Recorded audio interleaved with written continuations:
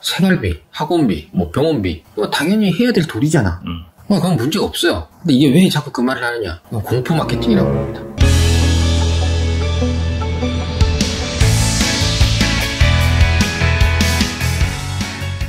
좋아요, 구독 부탁드립니다. 자, 저희가 문제를 남겨주시면 답은 찾아드린다고 하는데 오늘 내용도 과연 답을 찾아드릴 수 있을지 좀 의문이 들고요. 자, 요즘에 핫한 얘기가 있습니다. 네. 저는 유튜브를 하지만 유튜브를 잘 보지는 않아요. 그래요? 저는 많이 보는데. 저희 와이프가 어제 퇴근한 길에 네. 그 얘기를 하더라고. 8월부터 세금이 뭐가 바뀐다. 그래, 요즘에 자꾸 나한테 그걸 물어보는 사람이 있습니다. 그래가지고 뭐 부모님한테 돈을 주거나 받거나 하면은 세금을 맞는다. 그래서 내가 뭐 받은 거 있냐 이렇게 물어봤더니 입을 꾹 다물는데 있나 보네. 자, 일단은 뭐 고액이 아니더라도 네. 50만 원, 100만 원 이렇게 부모님한테 받으면 지금까지는 뭐 큰 문제 없었지만 이거 다 증여세 물린다. 근데 그 이유를 봤더니 AI 시스템이 도입이 된다. 그래서 국세청이 슈퍼컴퓨터보다 더 좋은 AI 시스템이 장착이 되는 건가 해서 오늘 영상을 준비했는데, 자, 이 내용 일단 뭐 어디까지 사실이고 어디까지 거짓인지 좀 정리해 주세요. 일단은 이 영상들이 많이 나오는 이유를 제가 알고 있습니다. 그래요? 일단 조회수가 빵 터져요. 왜냐면 지금 그 현금 증여라는 키워드가 굉장히 핫하더라고. 현금 거래. 유튜브 향해서 현금 증여 이렇게 다들 하면 집에 금고들이 있고 현금이 엄청 많으신가 보다. 부럽다. 이렇게 하면 됩니다. 이렇게 하면 안 됩니다. 이렇게 하면 큰일 납니다. 이 현금 증여 키워드가 굉장히 센 키워드야. 그래서 유튜버들은 이걸 해야 됩니다. 그래서 오늘 저희도 하고 있지 않습니까?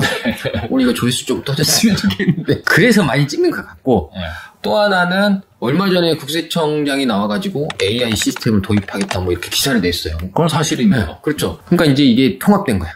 AI, 현금, 이거 묶으면 이게 다 걸려. 조회수는 끝났네. 이렇게 되는 건데, 이게 사실은 제가 볼 때 현실적으로 말이 안 되는 거예요.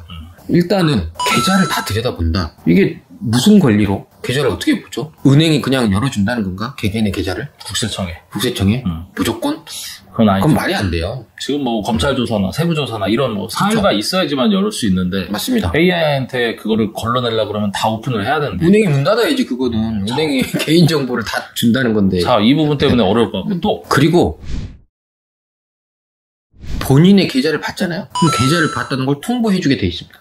보통 세무조사할 때나 이렇게 의심거래될 때 확인한 다음에 통보가 오죠? 그죠. 세무조사를 하게 되면 세무조사 한 다음에 통보가 와요. 그렇죠. 왜냐면 먼저 통보하면 다 알아버리잖아요.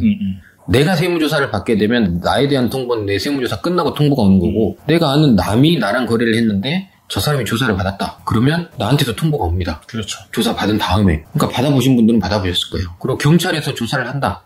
뭐 금감원에서 봤다. 그럼 은행이 그 사람들의 정보를 열어줬다는 거를 개개인한테 통보를 해줘야 돼요. 근데 이런 것도 없이 그냥 마음대로 보겠다? 이건 말이 안 됩니다. 이건 제도적으로도 말이 안 되고, 국세청장이 말한 건 그런 의도가 아니라 국세청에 갖고 있는 자료가 있잖아요. 네. 뭐 매입 매출 계산서, 원천세 신고, 뭐 이런 모든 신고 자료들, 그걸 가지고 조합해서 AI가 이렇게 돌려가지고 보면 탈세가 될 만한 것들이 보이지 않겠습니까? 의심거래나 뭐 반복성, 뭐 빈도, 그 다음에 그렇죠. 이런 패턴에 대해서 분석을 잘하겠죠. AI가 아닌 내가 봐도 보일 것 같아. 거짓말하지 보면 보이지. 누가 보면 얘는 갑자기 매출이 빵 떴는데 막 자료상 이런 거 금방 보이잖아요. 그러니까 그런 거죠. 그러니까 탈세가 적발되는 걸 사람이 하는 것보다 더 빠르게 지능적으로 하겠다는 거. 그리고 고액 탈루죠. 그러니까 얘는 뭐 세금도 못 내고 탈루했는데 자산 취득한 거 이렇게 쭉쭉쭉 봤더니 나와. 그럼 얘는 분명히 뭐가 있구나. 이런 것들에 대한 걸 하겠다는 거고, 또 하나는 납세자들을 위해서 컨설팅을 해주겠다 이런 거거든요. 그러니까 이 사람이 이걸 적용받으면 세금을 줄일 수 있는데 적용을 못 받았더라. 좋은 건데. 그렇죠. 이건 진작부터 지금 하고 있습니다. 점점 발전해 가고 있고, 저희 이제 밥줄이 점점 줄어들고 있어요. 짜증나지만 이런 대세기 때문에 어쩔 수가 없습니다. 그런 것들을 하겠다는 AI 시스템 도입을 이야기한 거지, 전 국민의 계좌를 보겠다 이런 거는 말도 안 됩니다. 그러면 결국에는 많은 뭐 유튜브나 이런 데서 언급됐던 50만 원, 100만 원씩 이렇게 현금 거래 혹은 이체해도 문제 없다. 문제 없죠. 생활비, 학원비, 뭐 병원비 이거 당연히 해야 될 도리잖아. 그건 문제가 없어요. 근데 이게 왜 자꾸 그 말을 하느냐? 이건 공포 마케팅이라고 합니다. 일단 저걸 찍어 놓으면 사람들이 보고 정말로 병원비, 학원비 뭐 이거 준 사람들이 겁을 먹겠습니까? 그렇죠. 겁이 나나요? 안 납니다. 안 나잖아. 나도 겁이 안 난다고. 그러니까 이 영상을 보신 분들이 네. 이 현금 거래, 뭐 고액 현금 거래라든지 AI 시스템에 대해서 관심을 갖고 유튜브를 보는 이유는 본인이 생활비, 학원비 줬는데 이거 현금 거래했는데 이게 문제가 돼서가 아닐 거고. 아니죠. 다르게 준 게 있는 거야. 그렇죠. 그 다른 것들은 어떤 게 있을까요? 예를 들어. 다른 건 뭐 진짜로 현금을 몰래 찔러 준 거죠. 야, 너 힘들지? 일단 이거 내 카드 써라. 아니면 이 돈으로 써라. 줬어요. 그러고 나서 자기 돈은 다 저축시켰어. 너 돈 없잖아. 저축해. 이렇게 해가지고 이런 분들이 이제 야, 받은 게 있는데? 이러고 걱정을 하는 거지. 진짜로 그냥 생활비 이게 아니라 이런 거예요. 크게 보면 자산을 취득하는 쪽에서 많이 걸리거든요. 자산을 취득하는 쪽에서 이게 걱정이 많이 됩니다. 뭘 샀는데 내가 급여가 요만큼이야. 근데 사실상 내가 쓴 돈도 많아. 그러면 번 돈에서 쓴 돈을 빼면 나는 돈이 없어야 돼. 근데 이 자산을 취득한 거예요. 그러면 뭘로 취득했겠어요? 누가 도와주지 않았겠습니까? 그렇죠. 도와줬던가 아니면 탈세를 했던가 뒤에서 사업에서 뭐 매출 누락됐던가 이런 게 있는 거예요. 이런 분들이 걱정이 돼서 이 영상이 빵빵 뜨는 거지 정말로 딱 쓸 만큼 줬는데 이게 뜬다? 이건 아닙니다. 자, 일단은 뭐 다른 얘기를 그만하고 이제 뭐 저희 얘기를 해야 되는데 일단은 정보적으로 봤을 때 고액 거래에 대해서는 국세청에서 들여보는 게 맞단 말이죠. 맞습니다. 자, 고액 거래라는 부분은 어디까지 이해를 하고 봐야 될까? 이게 또 조회수 잘 나오는 키워드인데 CTR 고액 현금 거래 보고 제도라는 게 있습니다. 그렇죠.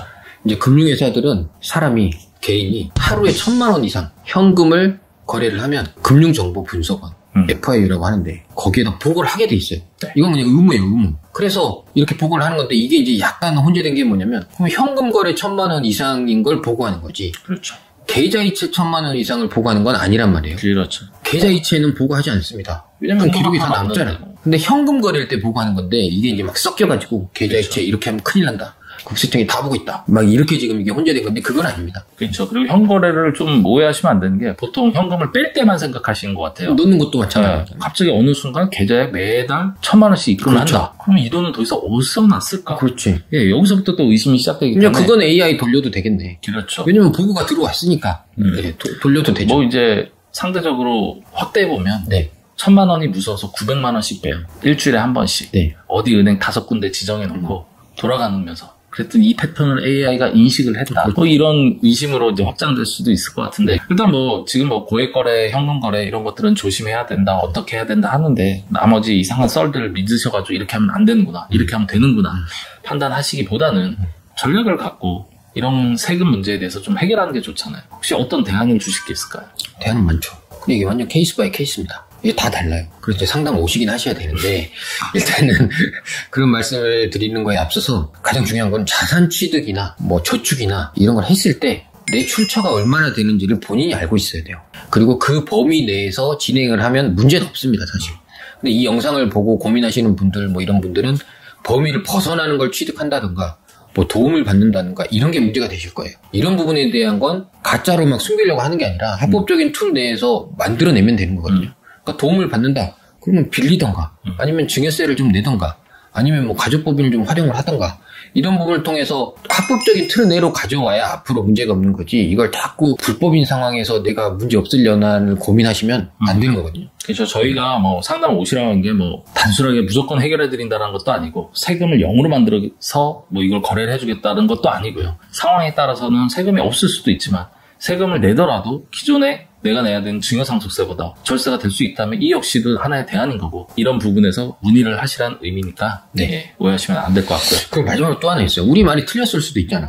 AI가 정말로 볼 수도 있단 말이에요. 그렇죠. 보는데 흠칫 놀라가지고 국세청에서 이거 빨리 무마해야겠다. 아닙니다 할 수도 있죠. 근데 여기서는 정확한 뭐가 하나 있냐면 세무조사나 내 계좌가 털리게 되면 무조건 공문을 받게 돼 있습니다. 왜냐면 은행에서 개인 정보를 남한테 준 거잖아요. 그렇죠. 그건 의무가 있죠. 그럼 내가 이 정보를 뭐 경찰청, 검찰청, 국세청에 제공했습니다. 라는 걸 그 개인한테 통보해 줘야 돼요. 그러면 이 지금까지 썰대로라면 유튜버들의 말대로라면 전 국민이 이걸 받아야 되는 거야. 전 국민 계좌를 보고 있다는 거 아니에요 지금.